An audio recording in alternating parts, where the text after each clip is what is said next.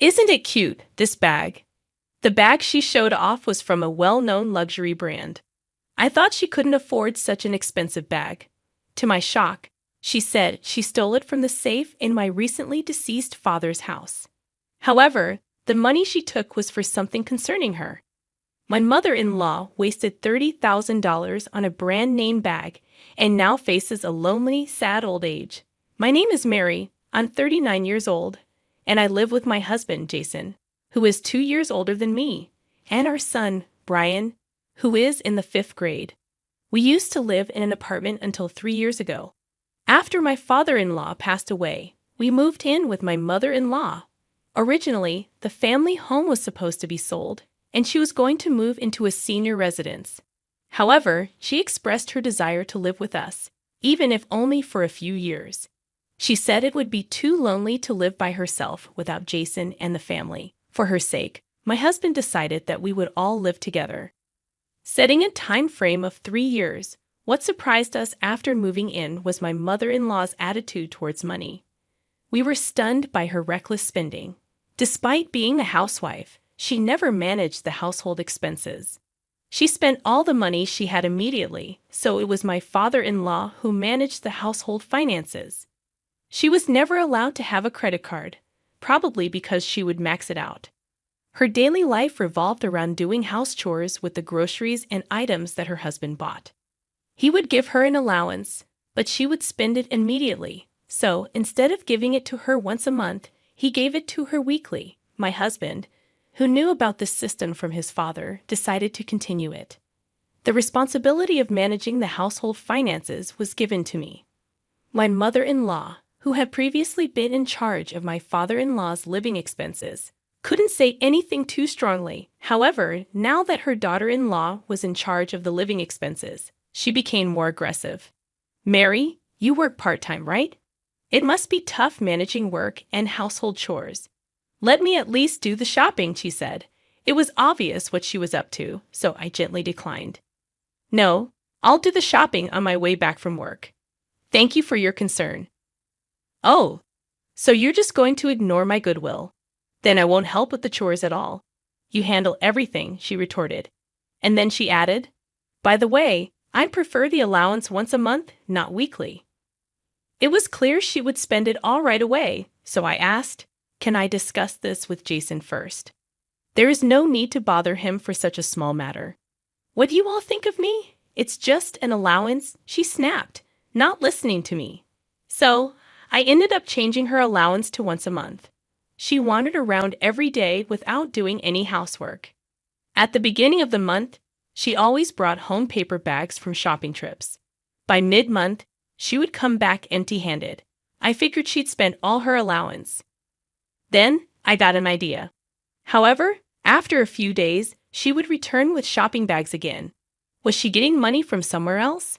I confronted my husband with my suspicions. "Have you been giving your mother more money?" I asked. With a guilty expression, he said, "She told me she really needed money, so I gave her a little from my allowance." "You know that's not good for her, right?" "I know," he admitted. "But she probably wants to shop to distract herself from the loneliness of losing her husband. We moved here to help her cope with that. Relying on money is not the solution," I said firmly. "I think we should stop giving her money from now on." My husband looked reluctant, seeming unwilling to stop giving his mother money. For 3 years, she had been living an indescribable life, and our temporary living arrangement with her was coming to an end. During these 3 years, my husband had been giving her pocket money as she demanded. I wondered if she would be okay starting to live on her own. We were approaching the time to start the paperwork for her new residence when I received news that my father had collapsed. He lived alone in an apartment. My mother had passed away when I was little, so he raised me on his own. Hearing that he had fallen, I rushed to the hospital. The diagnosis was cancer, and it had already spread throughout his body. There was nothing to be done. He had 3 months left to live. He wasn't interested in life-prolonging treatment and wished to spend his remaining days at home with palliative care. "I want you to live even a little longer, Dad. I want you to see Brian grow up. Don't worry about the money. Please get the treatment," I begged him repeatedly. But no matter how much I pleaded, his decision remained unchanged. I have no regrets in my life. I've raised you, Mary, and I feel accomplished. Now I want to prepare to peacefully depart to join your mother. With that, he was discharged from the hospital and arranged for home nursing on his own. Eventually, I respected my father's wishes and visited him as often as possible with my son Brian. Knowing his grandfather's time was limited, Brian started taking many photos with him. I used my smartphone to capture these moments, printed them, and showed them to my father. These snapshots of our daily lives grew into not just one album but two, then three. My father would look through these albums every day. He said he wanted some of the photos to be placed in his coffin. This peaceful life came to a sudden end one day. After my part-time job, I received a phone call from the hospital in charge of home care. My father's condition had deteriorated, and he had to be hospitalized. When I arrived, I could tell his end was near. I contacted my husband, asking him to bring Brian, and while waiting, I held my father's hand, praying he'd hang on. He did, passing away just as my husband and Brian arrived. Brian burst into tears, and my husband was in shock. As for me, I tried to hold back, but tears rolled down my cheeks. With my father's passing fresh in our hearts, we immediately began the funeral preparations. My husband actively helped with my father's funeral preparations, drawing on the challenging experience of his own father's passing 3 years prior. We were able to apply those lessons to smoothly prepare for my father's funeral. Although my father didn't want a big funeral, many people who were grateful to him during his lifetime reached out, and both the wake and the funeral were well attended. I felt proud of my father. Despite the busy situation, my mother-in-law seemed to be enjoying herself following my father's death. After the funeral and the subsequent memorial ceremonies, things finally started to calm down. Having been away from home for a while, we returned to find my husband's family home in disarray. Despite my mother-in-law being at home, it was clear she hadn't done any housework. However, one corner of the living room was strangely tidy. Even someone like me, with no interest in luxury brands, could instantly recognize several high-end brand bags. They weren't mine, of course, so they must have belonged to my mother-in-law. But I hadn't given her enough money to afford such luxury. Just as I was about to ask her about it, she returned home. Noticing me eyeing the bags, my mother-in-law said, "Aren't they lovely?" "I've wanted them for so long," she said gleefully. What I really wanted to know was where she got the money for these bags. "Excuse me, while the bags are indeed wonderful, where did you get the money? I don't believe I've given you nearly enough to afford them." With a sly grin, she responded, "I had some unexpected income." Unexpected income. It was impossible for my mother-in-law to have such a source of income. "Please be honest, where did this unexpected income come from?" I pressed her firmly. "I found it when I went to your father's apartment. There was $30,000 in cash in a safe there. That's the money you're inheriting, right?"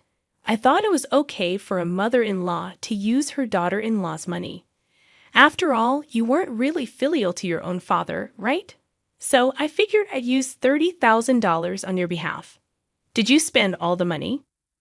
"Yes, I spent it all in the blink of an eye," she replied with excitement, apparently not noticing my expression growing colder. "Do you understand what that $30,000 was for?" Even when I asked this, she laughed and replied, "It's the money you're inheriting from your father, but $30,000 is a rather small inheritance." I told her the truth. That money was the entrance fee for your senior citizen's apartment. With an incredulous expression, my mother-in-law looked at me. "What do you mean? Why was the money in your father's room?" she asked, starting to panic. "First of all, it's all your fault. You just spend money without thinking. Your late husband left a significant inheritance, and I don't know what you spent it on, but in the end, only this $30,000 remained. We hid it once we realized, and yet you dared to use it." Finally, understanding the gravity of the situation, my mother-in-law said, "Wait a minute. Without that $30,000, where am I supposed to live? I can't continue living here with you, can I?" I answered calmly, "No, you can't. This house has deteriorated a lot. Simple renovations won't fix it." "Then what will you do with this house? Where will you and Jason live?" she asked, worried. "We will demolish this house and sell the land. This house is in Jason's name, and if he decides to do so, you have no say in it." "Then where are you two going to live?" "We've already bought our own home, so we'll be moving there." "You won't take me with you?" "I was prepared for this," she pleaded. "We can't live with you anymore. You have debts, don't you? We will not help you pay them off." She looked startled, probably not expecting that I knew about her debts. "What? How do you know about my debts?" "We saw the reminders for payment, about $20,000 in total, right?" Her face grew pale. "Did you think we would repay it for you? Both Jason and I are tired of your reckless spending. We've decided to cut ties with you. We just wanted to help you move to the senior citizens' apartments. We are truly disappointed in you." As I said this, my mother-in-law collapsed to her knees. When my husband returned home, she immediately cried to him, but he already knew of her actions and offered no sympathy. Even Brian, our fifth-grade son, had distanced himself from her. Despite his age, he had been disliking her for a while and fully understood the situation. There was zero chance that Brian would side with his grandmother. Abandoned by her son and grandson, my mother-in-law had nothing left but the brand-name bags she bought for $30,000, shining brightly in the corner of the room. While we were busy preparing, our new home was completed and moving day was approaching. My mother-in-law had not yet decided where she would live. Although the date to demolish the old family home hadn't been set, it was decided that it would be torn down and sold soon. Before that, we needed to get my mother-in-law to move out, but she didn't seem to have any intention of doing so. Moreover, seeing us packing, she began packing her belongings as well. I spoke to my mother-in-law. "There's no room for you in the new house. We have no intention of living with you. Please find a place to live on your own." My mother-in-law responded arrogantly, "What do you think of me? You're saying there is no room for me? Just give me your room and take me to the new house." No matter how grandly she spoke, it wouldn't change our minds. Did you think yelling would change our feelings? Maybe you should think about your debts. You've been receiving a lot of collection notices, right? If debt collectors come to this house, we'll leave immediately. My mother-in-law always fell silent when her debt was brought up. We thought that if she sold the luxury bags she bought for $30,000, she could repay her $20,000 of debt, but she wouldn't. Her actions were mysterious. Eventually, my husband decided to rent an apartment for her. It wasn't a senior residence, but a cheap, cramped, run-down apartment. My husband moved her belongings there, forcing her to live there. "How can you make your mother live in such a place? What kind of son are you?" she exclaimed. Soon after moving in, she was reprimanded by the landlord for being too noisy. Her reckless spending didn't change. When her pension came in, she'd spent 2 months' worth in about a week. She would borrow money for living expenses, and when that ran out, borrow again. Her debt snowballed to $30,000.